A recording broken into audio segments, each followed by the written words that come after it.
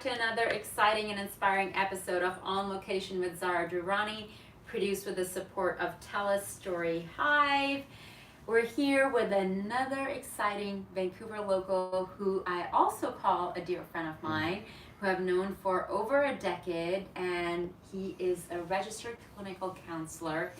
We talk a lot about a lot of things under the sun, but especially romance and dating, and especially now with the new year here and Valentine's Day around the corner, I thought it would be fantastic to bring Colter J Long on the show, who practices downtown Vancouver, and primarily you're working with lots of men and working who are willing to do the work when it comes to their relationships, whether it's attachments or their life goals, their purpose, whatever it is. Colter has a lot of experience to share with us today. I'm so excited to have you joining us. Yeah, thank you so much for inviting me. Yeah, relationships are always a hot topic, and probably one of the most common reasons why people look me up. Sometimes it's going through a relationship transition, or something has happened in the relationship, or people are just, a lot of times people are just reaching out because they want to get a better sense of who they are and understanding their needs so that they can show up in their relationship better. So what advice would you give, for example, to someone stepping out into the new year? We've been filming all day, you can tell. I just had my green juice. I've only had one cup of coffee today, and I'm like, we're doing pretty good over here. So what would you say, for example, to someone coming to you and saying, hey, listen, I think I want to evaluate how I step into the dating world. Where do I start? Where do I begin? Like, do you do any sort of written work with these people? What sort of questions do you ask them when you begin this journey? Yeah, that's a really good question. And I think that even the comment, the new world is a bit of a Freudian slip, as in, it's it is a new world. Yeah. We're living in post-COVID, and this has affected our relationships a lot.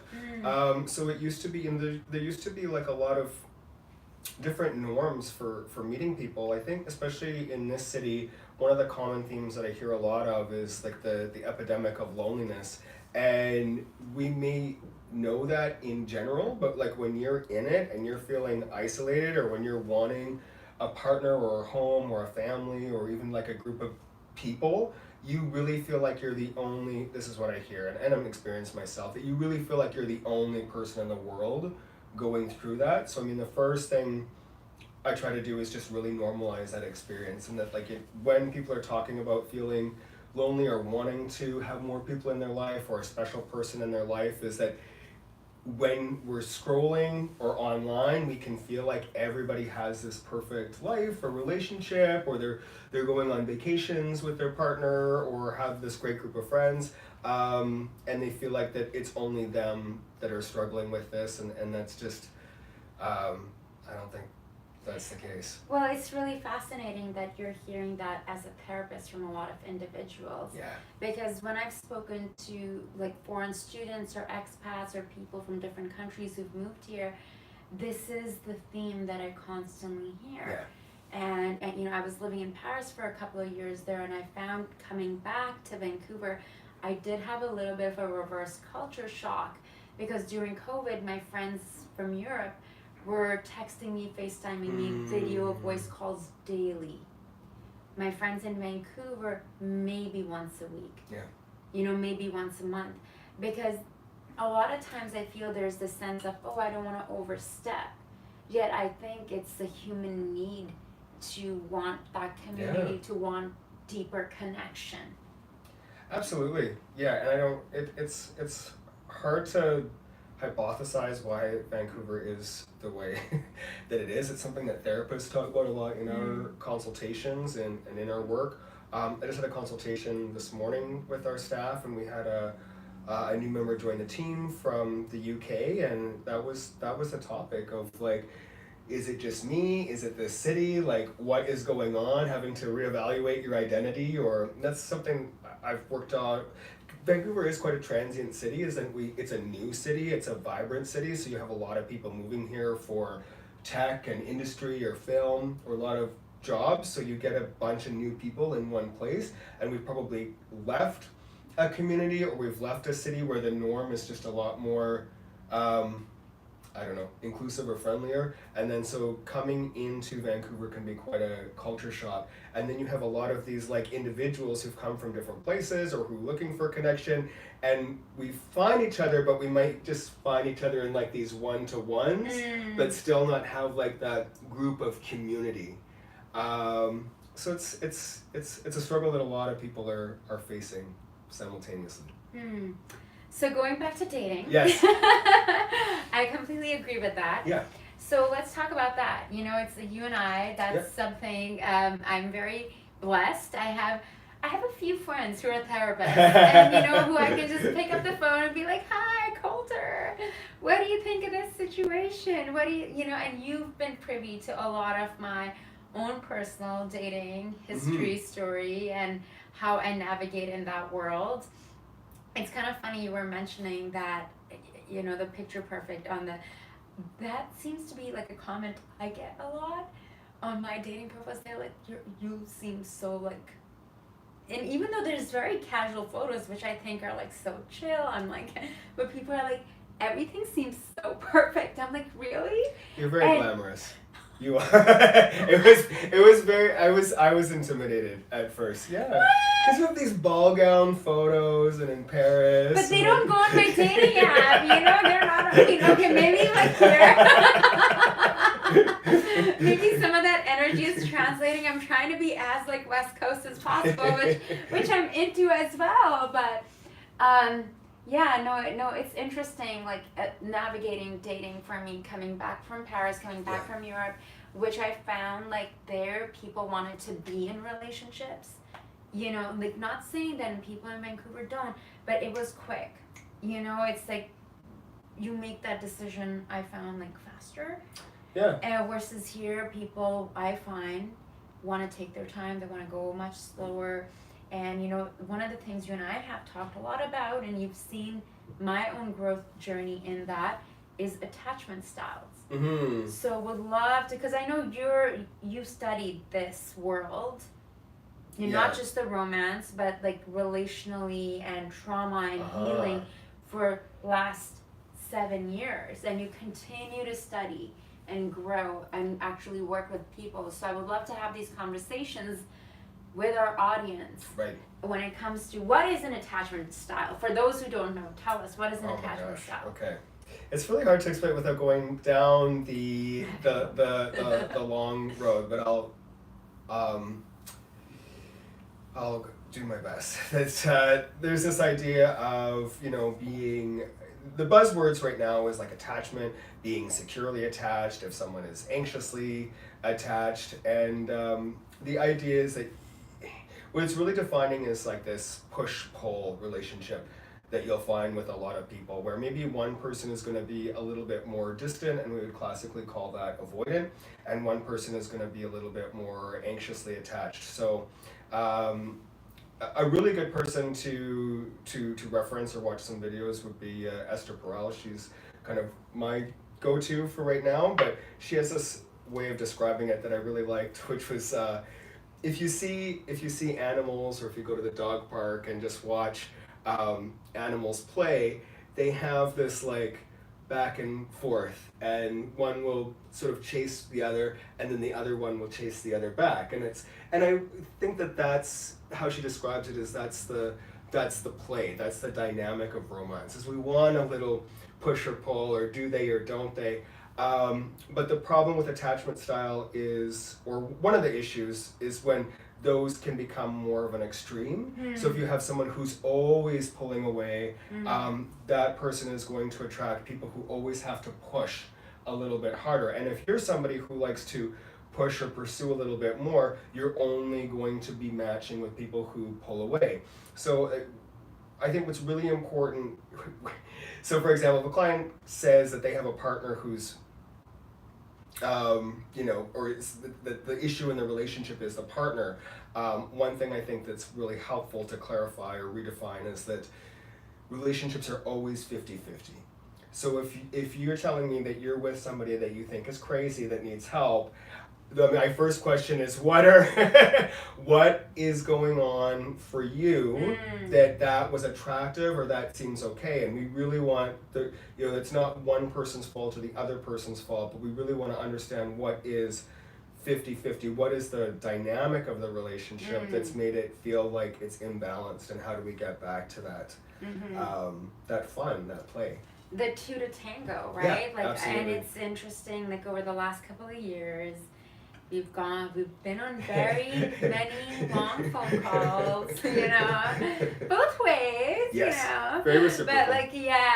But I feel like you've seen the journey that I've been on, and I love you very much, and I'm very grateful for you. I just want to say that. The conversations that we've had in regards to attachment, and I would say certainly mine was quite a bit anxious for some time there. And, not saying that there's anything wrong with any of those styles, but it does come from early, parenting style, where your needs met or not, or childhood trauma. And that is like, where did you get your validation from? Like, how hard did you have to try? And, I'm speaking from experience.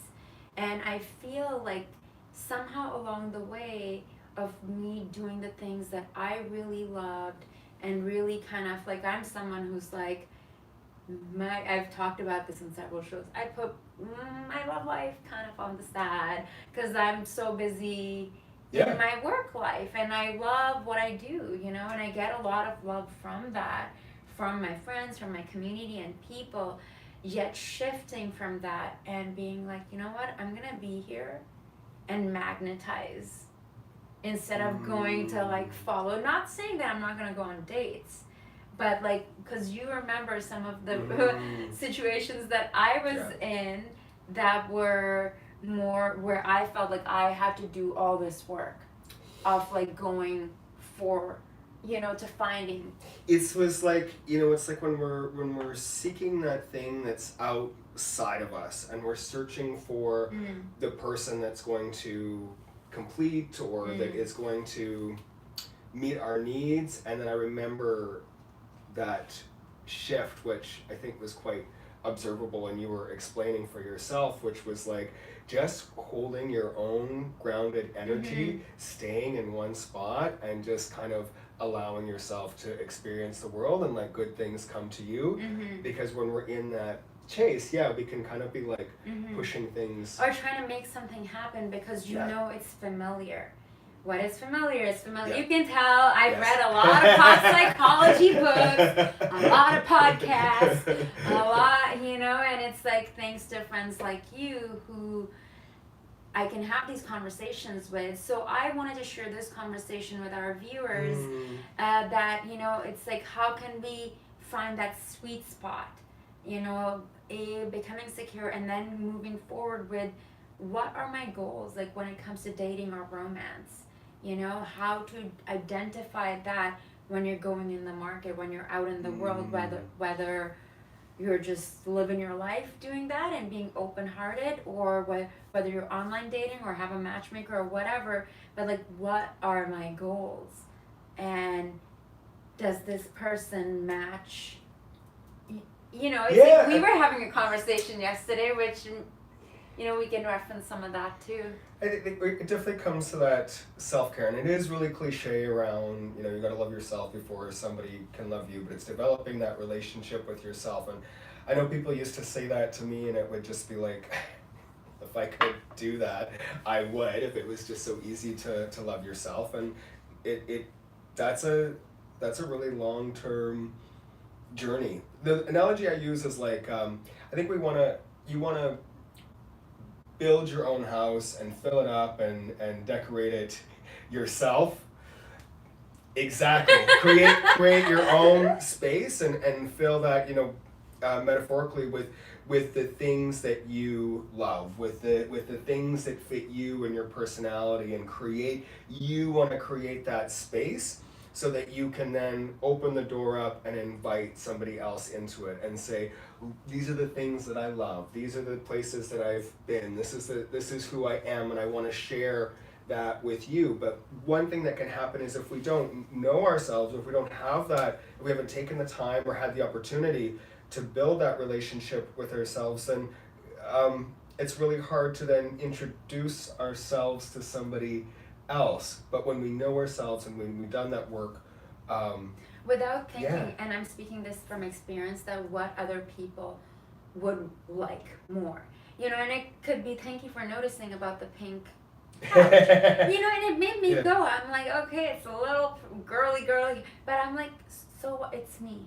Yeah. It's like, I know anyone who comes here, they're like, wow, Zara, this is like so you know, and the animals fit in here, like it's so you, versus I guess a part of it is fearlessly and unapologetically being yourself. And don't get me wrong, I'm still on that journey of like tuning in, what is it that I want. And you know, me and my therapist, we sometimes have, and like not you, but like me and her, I've had like arguments with her a few times, well, but as she's like, it's a lifelong journey of healing. And I'm like, well, I'll be like, you know, 80 or like until I'm not alive anymore. Yet at the same time, I do agree, like the lifelong journey while taking action and being like, what aligns with me and what works with me. You work with a lot of guys, so it would be very interesting to hear, you know, what that is like working with men and how they're navigating today's dating world and romance and all of that.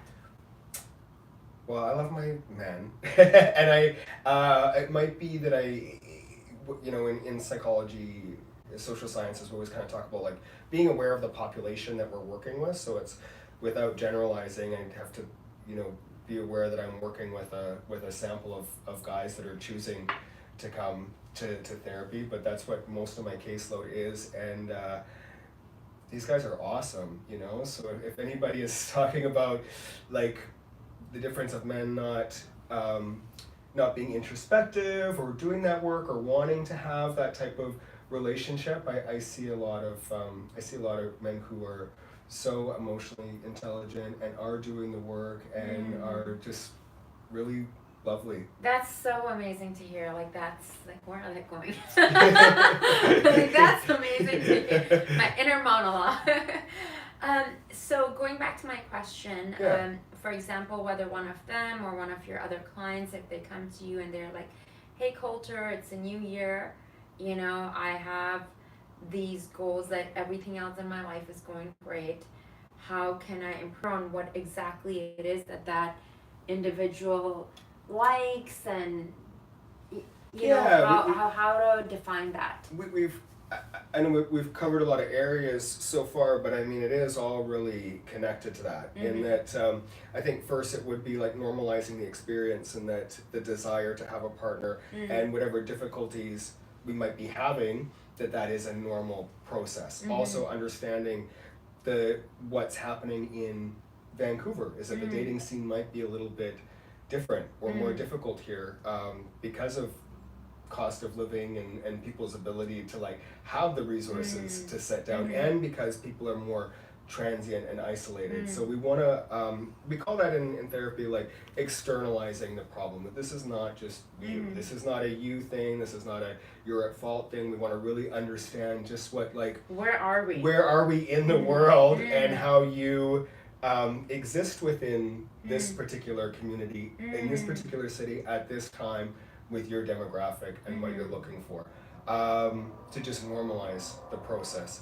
And then because that's important, because it used to be, and you know, the post-COVID thing is that dating is going to look very different, because a lot of friends groups or activities or clubs or places where people used to meet were totally dismantled, and they're now just starting to come back together again. So I think it's really important for people who are dating to know that the things that maybe we have to do now to meet people was not the norm like 4 years ago. So yes, you might have to put in some extra work to bridge your network, because you know, it is, we're more likely to find people that we jive with, that we have interests with, in community, through referrals, through meeting friends of friends, through going out. And I feel that's literally been most of my daily Yes. history in the last year. It's all been like friendships that were evolving into something. The swiping, that's one option, and I think it's good to have it. It's fantastic that we have this accessibility, but it's one option. And I use this comparison with dating like I do job search, which is the hidden versus the open market, right? So if you look for a job on a job board, there's going to be thousands of jobs. They might have been sitting there for a while. The competition is very high. They're probably jobs that are sitting around for a while, and you don't know how many other applicants there are, or if that job was already promised to somebody else. And then the closed job market, or the hidden job market, is when we get a job through referrals. How many times have we landed a position because we knew somebody, or it was a friend of a friend, or we sort of were in the right place at the right time?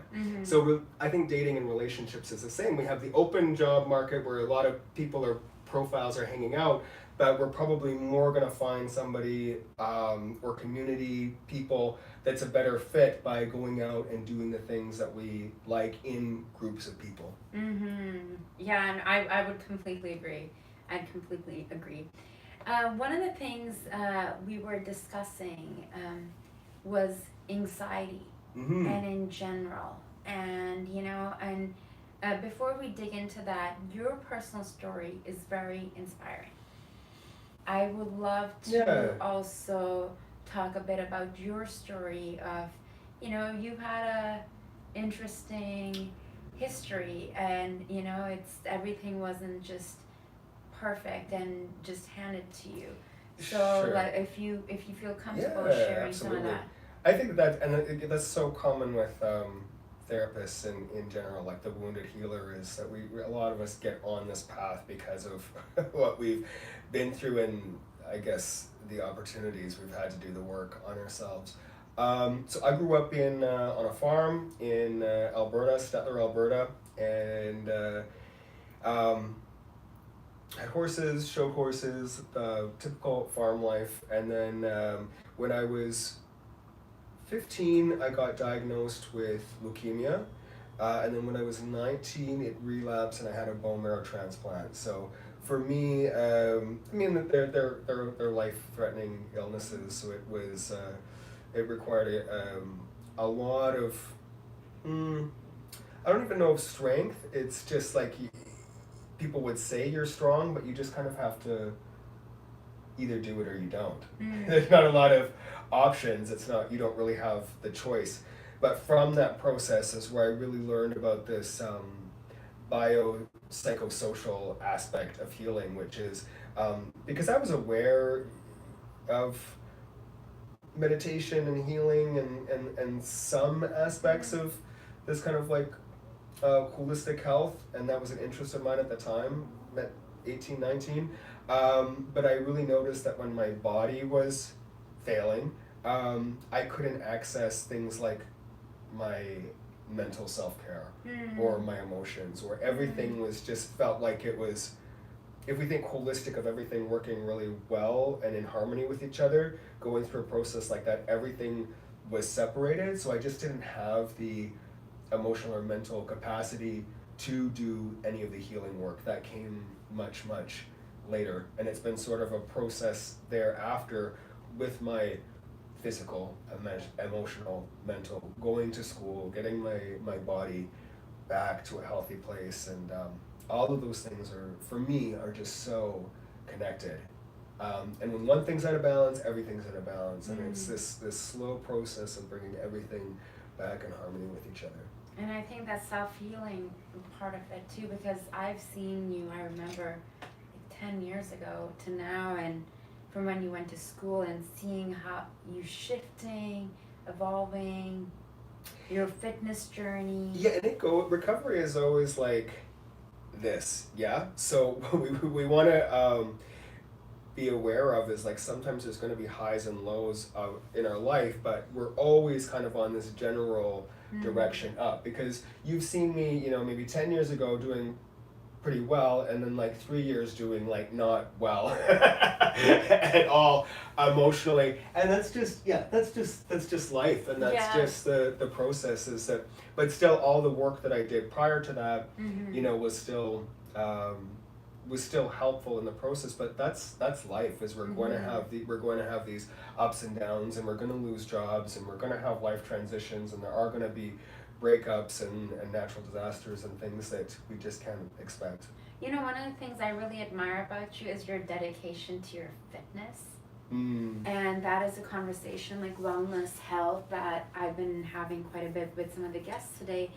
And, you know, over the last little while, like last year as well, I've had years where I was very into my fitness journey, and then years when things got busy, like last year, where I'm barely sleeping. Is like, wow.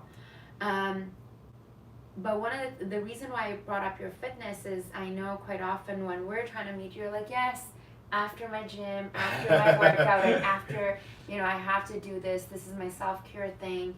And, you know, that's such a good boundary to have. It's such a healthy habit that this is what I need to do.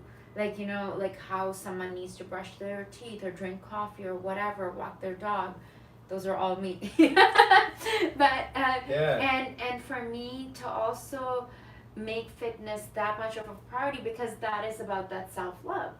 It's about the, you know, so I've been doing this thing of like, I've been going on my weekly cold plunges, and on the weekend, like it was -12, and it's very mental, right? And it's the self-esteem component, it's the doing something new, and there's that excitement, I'm doing something a little bit crazy, and I've been taking these flights upstairs and weight training and yoga, and I'm moving my body and bringing that energy back to me. And we've talked about this before.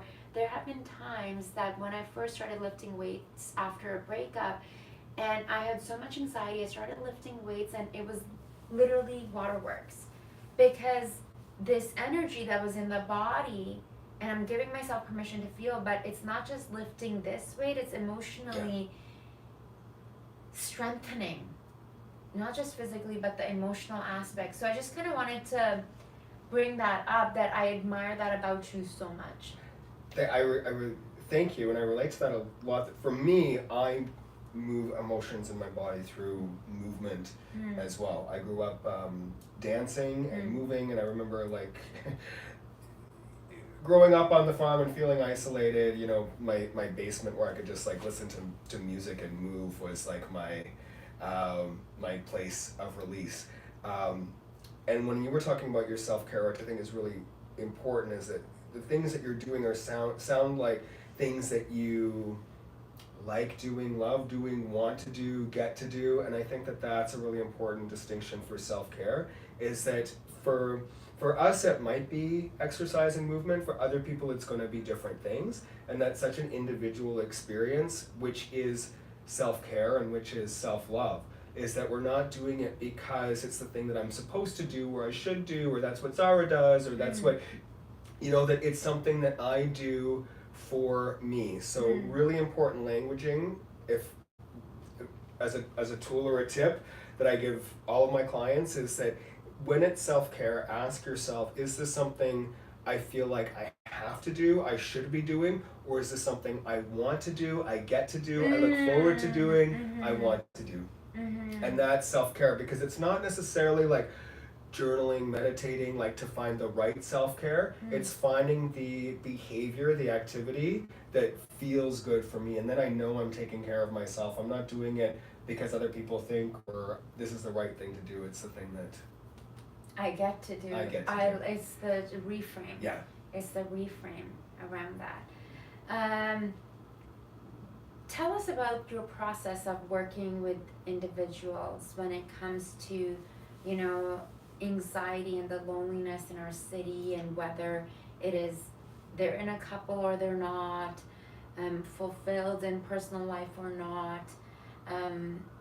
You know, what are some of the tools that perhaps our viewers can use or implement, or little homeworks or exercises that they can take home and try.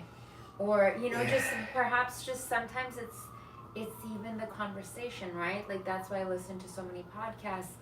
Just having the conversation of like, or like talking about these things. Oh yes, I'm not the only person experiencing that the city is challenging. So normalizing it is just a really big deal. I know it sounds like simple, and sometimes clients come to me and they're like, I need tools, tell me what I can do that's going to get rid of the anxiety. And so I actually in the beginning really refrain from tools or the self-care saying like just meditate or just journal and you're going to be feeling better. The thing that I think is most important before then is to look at our relationship with anxiety, anxiety symptoms or depressed mood, and because when we see it as a problem or something that's going to disable us or inhibit us, or if I have anxiety, I'm going to push people away, or I'm not going to be able to do my job right, or it's going to get in the way, and I need to fix this anxiety. If I have anxiety, that means that I'm defective in some way. So the first thing before tools, I would say, is just, again, normalizing it, being compassionate with ourselves, that anxiety is completely normal. It's part of the human experience. Totally, and recognizing like where the value of it. This is your body's sympathetic nervous system kicking in. It perceives that there's a threat, it perceives that there's danger, and it's trying so hard. We've had some. It's trying to help you. It's trying to protect you, and then we get into this resistance of like, no. For me, I'll tell you really personally where I started to get panic and was really surprised when just day-to-day anxiety became something more disordered or paralyzing was during a breakup. And that's when the belief that I had in my head was that if I'm anxious, it's gonna push somebody I love away from me. So then what happens is that I get anxiety, and then not just the anxiety, but now I have fear that because I'm getting anxiety, that it's going to take away the things that I care about. But then what would happen is that I would start to fear the anxiety and judge that, and then it becomes this like terrible negative feedback loop. And then anxiety happens when we perceive danger. So now I'm perceiving danger when having anxiety about the anxiety, worrying about the worry, and then so the body goes, okay, we have something to be, we need to do more protection, and then the symptoms ramp up. So now we're having anxiety because of anxiety, and that's a really hard cycle to get out of. And what I caution about the tools is like, if we think that we're going to do a tool, if we think we're going to do a breathing exercise or a meditation or something that's going to stop the anxiety, that's not going to help, because what's going to happen is I'm going to do the tool and then I'm going to expect the anxiety to stop. It's not stopped, so now it creates more of that cycle. So what we want to do is, like, as painful as it is and as uncomfortable as it is that accepting that the anxiety is there for a reason. It's temporary, it can't hurt us, no one has had a heart attack or whatever. It feels like we can be dying. It can feel like a pain more uncomfortable than anything we've experienced, but it is temporary, and it is our body trying to help us. And we can do tools and we can do self-care to help us move through that experience or find more comfort in that experience, but I don't have anything that's going to take it away. I feel like one of the things, a conversation I was having earlier, it's about feeling. For me, it was about feeling it. Yeah. Like for me, it would in the past increase when I'm not giving myself permission to dig into, because what is it that's truly coming up? What is the feeling underneath? And having that inquiry within of like, what's this? Okay, are there tears? Is there something I need to feel? Like, what does that mean? And then underneath it would be the inner child stuff of what this feeling means about me. and then judgment around that. Yeah. And the more that I make space for me to have the experience, and it's like I'm not sure if it was you or one of our other friends who's in Peru right now. My mind is just Lyndon. Okay. And I think he at one point said to me, he's like, I think like somatic healing would be something really beneficial for you. So it just called to me over the holidays, just through finding little exercises and movements to do. And I would do, and even though I have my yoga teacher training, I do a lot of other physical activities, but just lying my mat out with a few blankets and just certain positions that you would repeat that are so simple, but the amount of feelings that would come up, and I don't even know where they're coming from, but the body just needs to, and I did that for a couple of weeks. At this moment, I don't feel there's anything. Like, I may try and give myself permission to feel it, like the thing we were talking about last night. But, even I think before I called you, I was lying in bed having a feeling. I was like, okay, it's there. Because a part of me, and perhaps for others too, is that we want to just be perfect and confident and like nothing gets to me. But I think for me, when I give myself time to be like, it's okay, Zara, for a few minutes you can have this feeling, you can feel sad. And when I don't let myself feel that, that's when it becomes big. I think you cracked the code. Yeah, that's it in a nutshell. Is that under the anxiety might be the primary feeling, but then underneath that we're gonna see fear, anger, sadness, core beliefs about ourselves. But it's all that other juicy stuff that's under the anxiety, and that can be really difficult to try and sort out by yourself. That's where something like if you do have access to counseling or working with somebody, another thing I would add is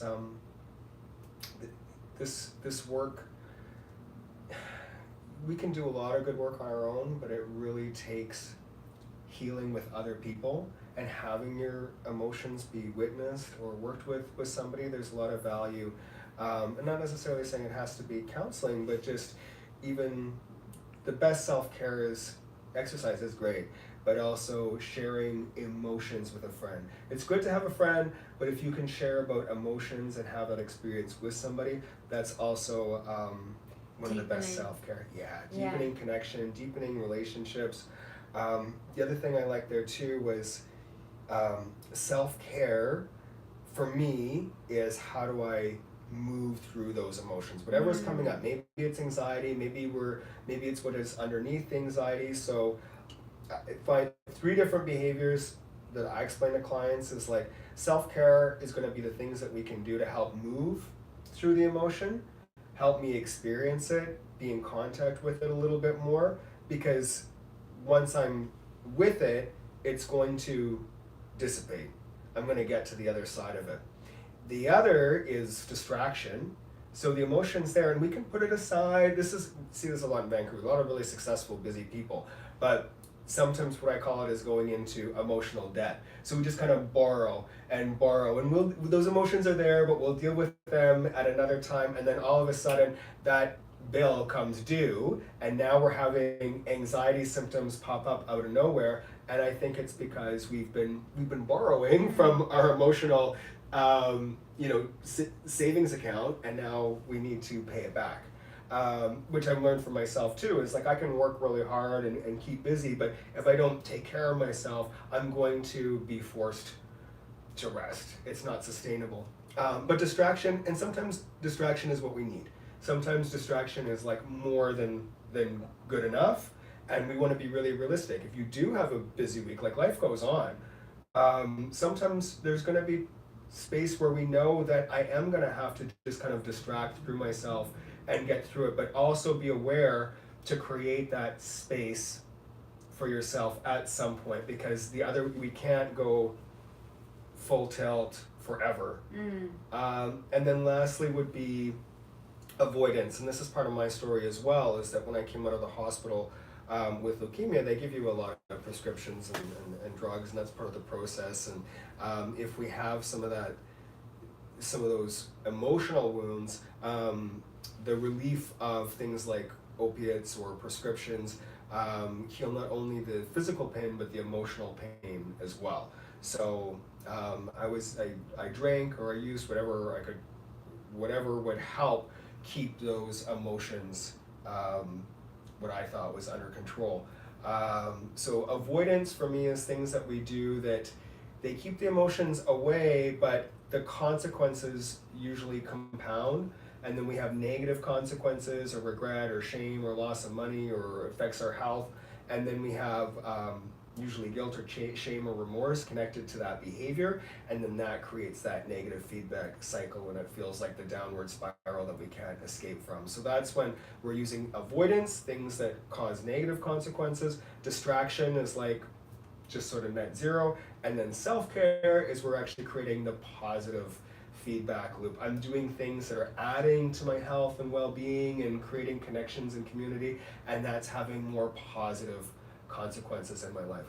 All are okay, all sometimes have a time and a place, but that's the way I would look at self-care. The other thing really important there is that any behavior can be any one of those things.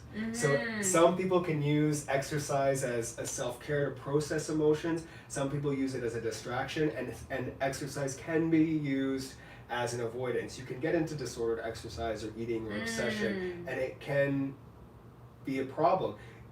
Alcohol can, for a lot of people, is destructive, but for some people, a couple of drinks to unwind or socialize can be fabulous self-care. You know, it's just your relationship with each behavior. So there's not just like one thing. It's one thing for everyone, and everyone's journey is different. Totally. And you know, coming back to the seeking the professional help, like for me, it's like I've been working with a therapist for the last several years. So the things that I do, and also from teaching meditation and yoga, and you know, this journey for the last like a few decades, I don't know, since my early 20s, that now when even if I haven't seen my therapist, then when you come to a certain point that you're like, okay, I'm gonna do this, I can do this on my own, and then I can bring it up in a session.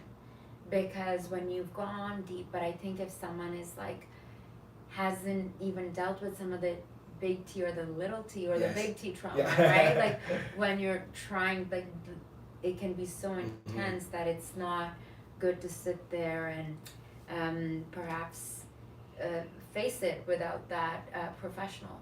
I'm glad you brought up trauma as well, because certainly underneath the anxiety, like we said, is going to be the emotions, and underneath the emotions is going to be the core issues or the beliefs or the past childhood stuff or the attachment wounds that created that, and that's a lot of, you know, industry or self-help talk. But I recommend really going slow and being aware that, you know, if we want to ease our anxiety, it might not mean diving into childhood trauma right away. And I prefer to go really slow and sustainable. So first I might look at just the symptoms of anxiety and depression as themselves, and then what can I do in the immediate moment to start taking care of myself to get more grounded. And that is going to take as long as it takes.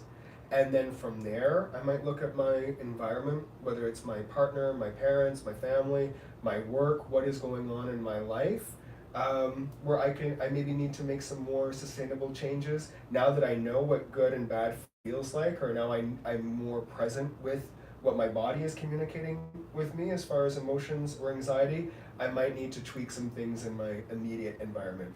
And it's so interesting you mentioned that what feels right. You know, it's, I was speaking to someone the other day, they're almost 50, going through a big breakup in their life, and asking me advice on something, and I was like, you know, just connect with your body, and they're telling me that really value your input and all of that. And I was like, yeah, what does your body say? What is your intuition? Oh, I don't know. Yeah. I don't know how to connect. And it's interesting because several years ago, I can relate that. How do you know when a person or a job or whatever, and you and I were talking quite a bit, when I was doing some work that I'm an artist and you know this work was not in alignment, it was not allowing me to use my God-given talents, which is to be doing this and sharing conversations and my gifts and with the world. And it's a different when you're doing the things you're meant to be doing, and of course it's a privilege, it's a blessing and a privilege to have that, but it's a different level of occupying space in the world. And I'm speaking that from experience because my anxiety those days was quite high. Because your what we would say is maybe like your lifestyle or your life was incongruent with values, and which is interesting because you were aligned with your values at the time, which is, you know, I want security and stability, and I need to have these things, which are very important, but sometimes what we have going on here can neglect or not listen to what our body is trying to tell us. And if we keep going down one direction and then our body is reacting more, you know, for me it was like maybe staying in relationships longer, trying to make them work, and then having my nervous system, the more that I was in that situation, trying to tell me that this is not working. And that's what happened. You know, that's totally what happened. And I remember when I spoke to you after, and you know, as the universe, God, divine being would have it, like everything has worked out. And it's the thing of, and I feel like it's that little muscle of connecting to self, connecting to what do I want to do. Again, those are all blessings, and it's a privilege to have that, to live in a country where you can, you know, do this work, right? But I see and sense that my beingness in the world is different now versus a couple of years ago when a lot of my anxiety was coming up and I thought this is what I wanted, and then shifting to, okay, I'm just gonna focus on being an artist and a performer, and that's what really sets my heart on fire. And like the relationships, the dating, the friendships, like everything, the living, everything has just like fallen into place. Just like you said earlier, of like, I'm grounded and connected to myself. I know my place and what feels safe and good within me, and then the rest comes, versus me chasing or looking for that external thing to fill me up. Now, as you mentioned that, I do want to talk a little bit about, you mentioned this earlier, and if you feel going into this, sure.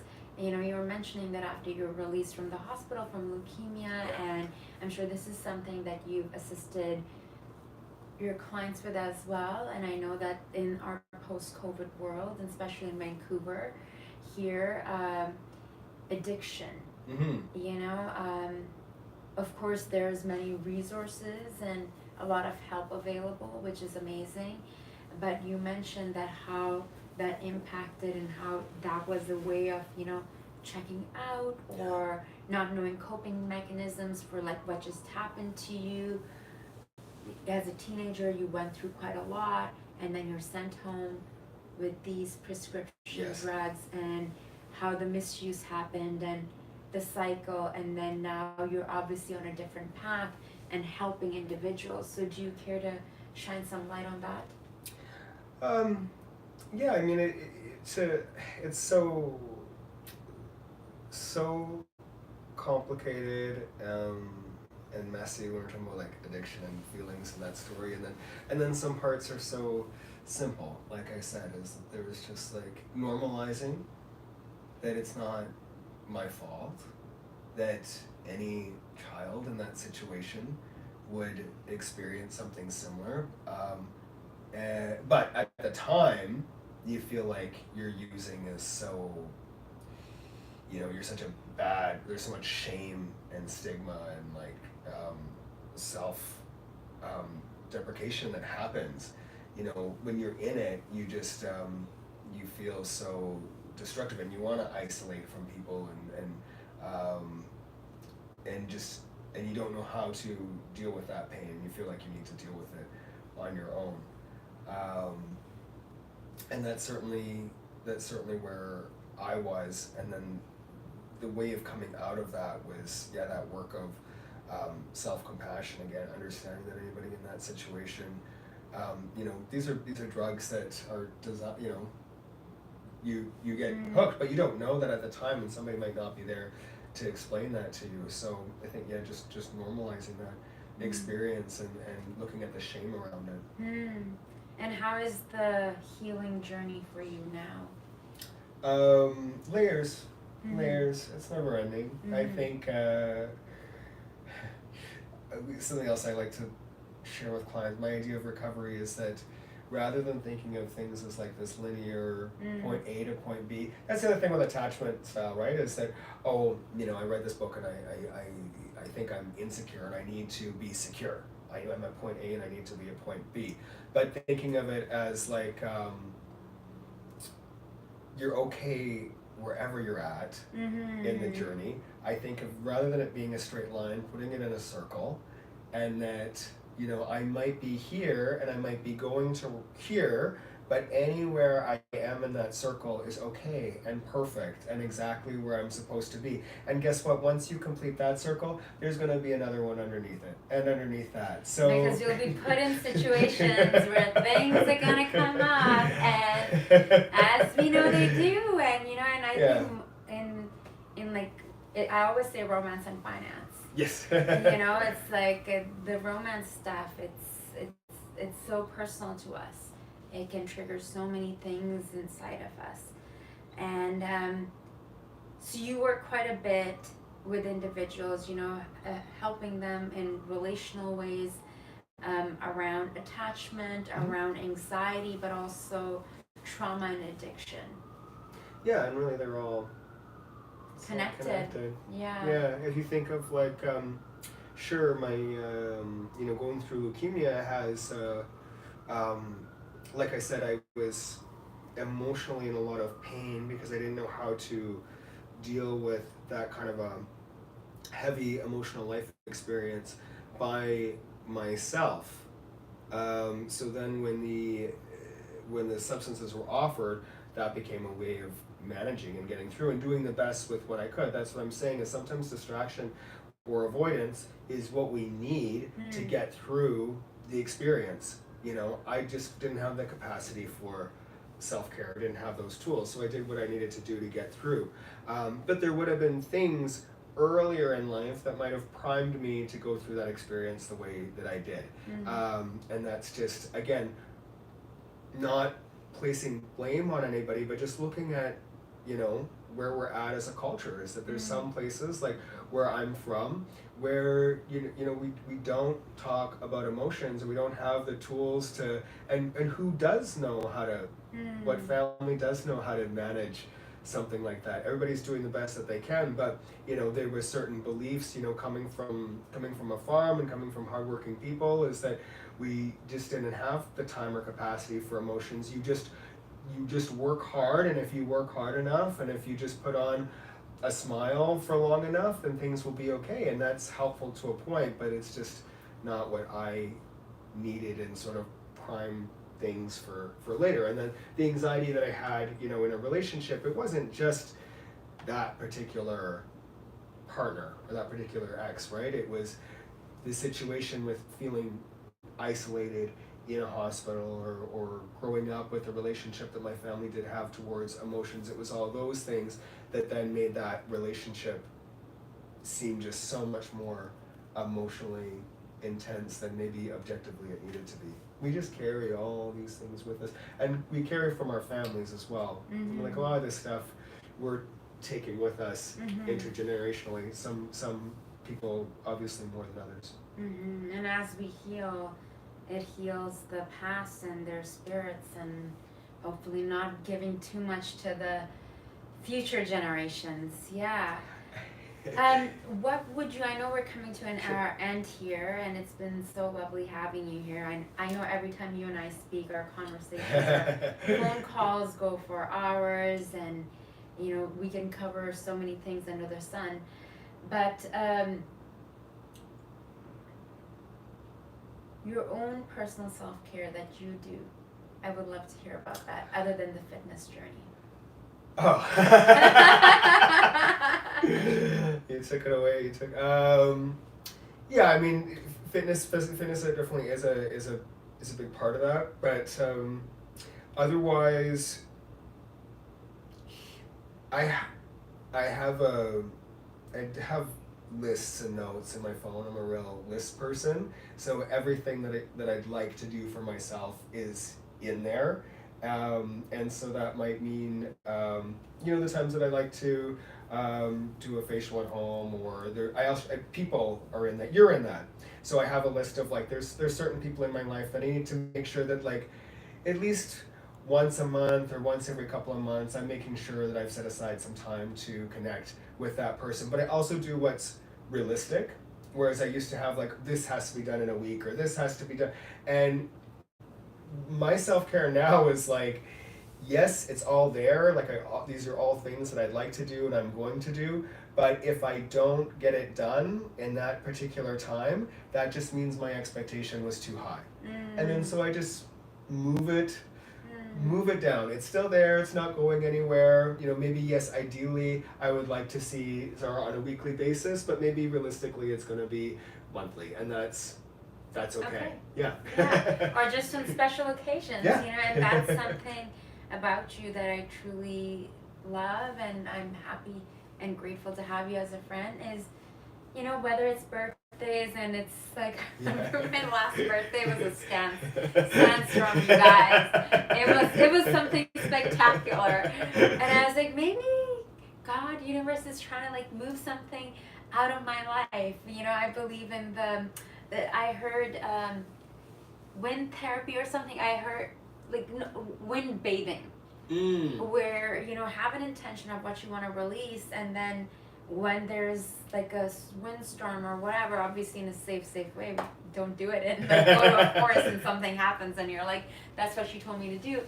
But having that intention of like, okay, I want to release this, and like releasing that. I remember that day, the whole summer was so calm, and just on my birthday, August 15th, it was a sandstorm, and it's like you came and so many other friends, and you guys are sticking around, and I was just like, okay, and we're all just laughing and having fun, but you never miss those special moments, in my life, and it just, you make a point, like whether it's coming from work or whatever, and that just, I guess that's it, right? Community building, like how to be. If you want a friend, be a friend.